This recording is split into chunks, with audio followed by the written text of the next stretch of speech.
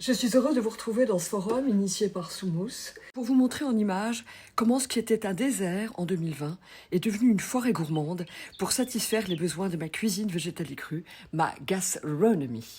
Alors je m'appelle Marie-Sophie L, j'ai fondé l'encyclopédie des arts de la cuisine végétale et crue dans laquelle je déploie les protocoles d'une cuisine qui par définition échappe à la cuisson et de ce fait préserve l'intégrité des valeurs nutritionnelles des ingrédients qu'elle transforme avec respect. Après avoir étudié dans les meilleures écoles de raw food aux États-Unis, j'ai donné ces lettres de noblesse à ce qui est devenu une gastronomie.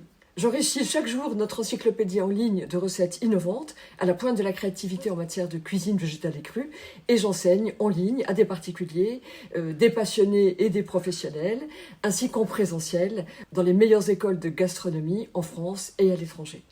J'interviens aujourd'hui pour vous parler de mon expérience agricole.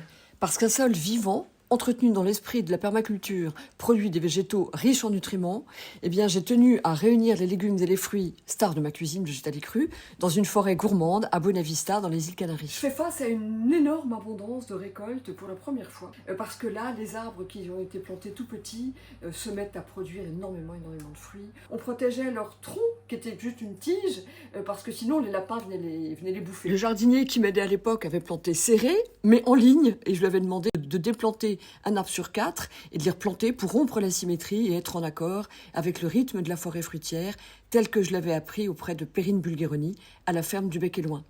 Et 15 jours après mon premier stage de permaculture avec Perrine, et soucieuse d'entretenir ce lien à la fois puissant et fragilisé de la terre à l'assiette, j'avais déménagé 25 tonnes de terre sur les écoutilles de ma péniche, amarrée sur les rives de la Seine à Paris, pour y faire pousser des framboises, des pommes, des courgettes au milieu des ruches et des coccinelles. C'était avant de venir à Tenerife, où j'ai pu m'exprimer grandeur nature, où nous avons planté plus de 1500 arbres en forêt fruitière, 60 variétés de mangue, 150 guanabana, toutes sortes de légumes et de fruits, creusé 5 bassins reliés par des ruisseaux qui filtrent l'eau qui circule. En fait, je suis partie d'une terre agricole, mais sans terre arable, et nous avons reconstruit une terre riche et fertile. Pas un arbre dans ce désert, à l'exception de 2 figuiers, un sol désertique et aride qui accueille maintenant des vers de terre, des champignons, tout pousse. Comme Marie-Sophie l'a dit, elle a commencé ce lieu un petit peu toute seule, avec son bon sens, ses aspirations, ses propres besoins, il y a 2 ans de cela. Et moi j'arrive après ces 2 années et on se retrouve avec un lieu qui est déjà, non pas à maturité, mais dont le design est déjà avancé. Et c'est très intéressant de constater que finalement, il y a assez peu d'erreurs. Vous voyez, donc une conception qui est faite avec le cœur, avec du bon sens, avec une connaissance des végétaux et surtout à destination de ce respect du vivant, l'alimentation crue. Tous les besoins de la cuisine de Marie-Sophie devait être contenté par la ferme et vous allez voir, on est déjà en route pour ça. Presque 3 ans plus tard, la forêt prospère. Nico, qui mesure près d'1,90 m, paraît petit au milieu des avocassiers de plus de 5 mètres. Nous aspergeons chaque jour toute la finca d'eau informée par le biodynamiseur de Gaujac. Ça participe à l'abondance, à la qualité des récoltes. En témoigne la profusion des avocats sur nos arbres.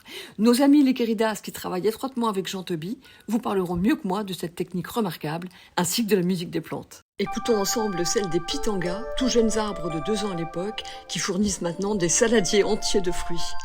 Nous avons en 5 ans observé une croissance extraordinaire. Les minuscules arbres au fond sont des poivriers rouges, plantés pour protéger les vergers du vent. Ils sont devenus si grands que nous devons les désépaissir régulièrement, mais ils fournissent des matériaux organiques qui participent à l'enrichissement de la terre.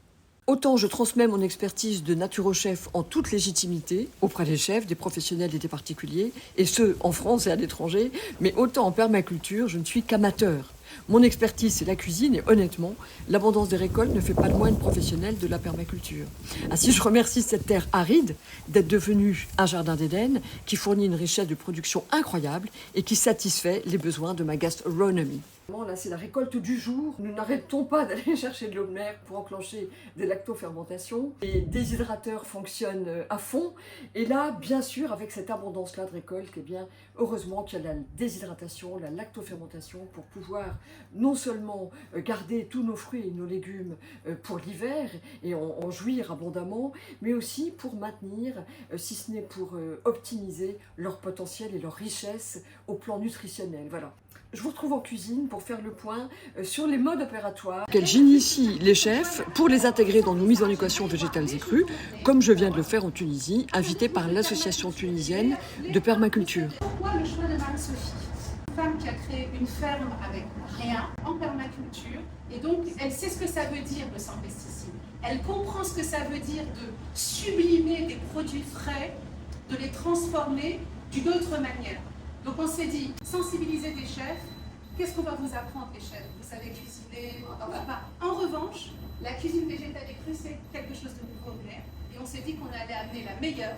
Vraiment extraordinaire pour nous, parce que ça a vraiment participé à faire un goût complètement nouveau, improvisé, avec les produits du terroir. Voilà. Et les produits de mon terroir aussi. J'ai déshydraté pour vous montrer comment chevaucher les saisons et voyager. Cette sensibilisation, nous l'avons adaptée aux produits mis à disposition par le Col d'Ireti lors de l'événement de mars dernier organisé par Soumous.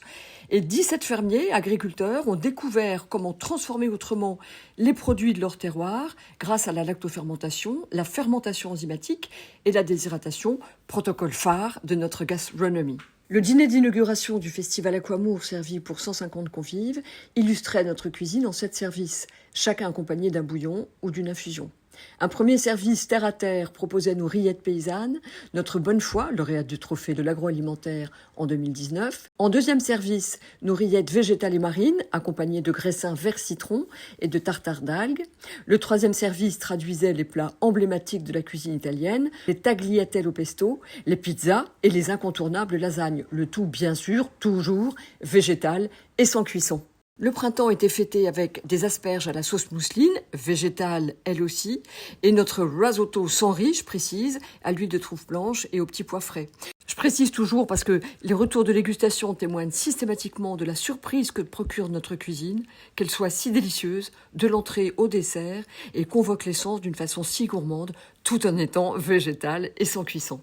Alors pour répondre à vos questions concernant l'agroforesterie, la permaculture, eh bien, je me réjouis que soit avec vous, à Venise, un génie agricole, Raphaël Collicci, précurseur dans de nombreux domaines. Il en connaît infiniment plus que moi. Et puis si vous voulez en connaître un peu plus sur ma gastronomie, suivre nos cours en ligne avant de rejoindre notre première école de gastronomie en Algarve, qui ouvrira ses portes au printemps, et aussi commander notre bonne foi sans foie ni gras animal, eh bien je vous invite à consulter mon site internet marisophiel.com. Voilà.